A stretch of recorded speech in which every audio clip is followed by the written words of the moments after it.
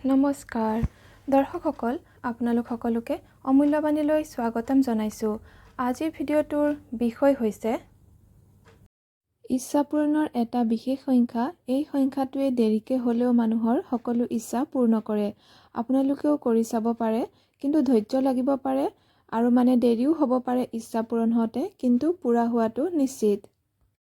মাত্ৰ যোগ্যতা অনুসৰিহে যিটো পাবলগীয়া আছে বা পাবলগীয়া হয় সেইটোহে আপোনালোকে ইচ্ছাৰ কথা ক'ব, অলিক কল্পনা নকৰিব।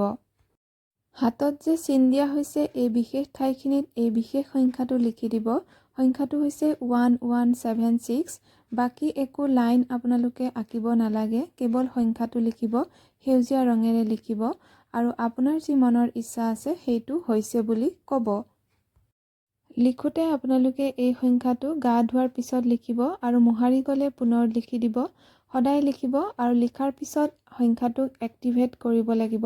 এক্টিভেট কৰিবৰ বাবে আপোনালোকে 3 বাৰ দীঘলকৈ উশাহ ল'ব লিখাৰ পিছত, আৰু লিখোঁতে বাওঁ হাতত লিখিব, বাওঁ হাতৰ এই ঠাইখিনিত লিখিব।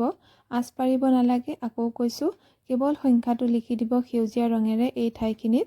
তাৰপিছত দীঘলকৈ 3 বাৰ উশাহ লোৱাৰ পিছত আপুনি ভাবিব যে আপোনাৰ যিটো মনৰ ইচ্ছা আছে সেইটো পূৰ্ণ হৈছে আৰু ধন্যবাদ ধন্যবাদ ধন্যবাদ ইউনিভাৰ্ছ বুলি ক'ব। মনেৰে ভাবিব ইচ্ছাটো। তাৰপিছত হাতৰ সোঁ হাতৰ তৰ্জনী আৰু মধ্যমা আঙুলিৰে এই সংখ্যাটো য'ত লিখিছে তাৰ ওপৰত 7 বাৰ টেপ কৰিব, 7 বাৰ লাহে লাহেকৈ চুই দিব। সদায় কৰিব এই উপায়টো ইচ্ছা পূৰ্ণ নোহোৱালৈকে। দৰ্শকসকল, আজিৰ ভিডিঅ'ৰ ইমানতে সামৰণি মাৰিছোঁ। ধন্যবাদ।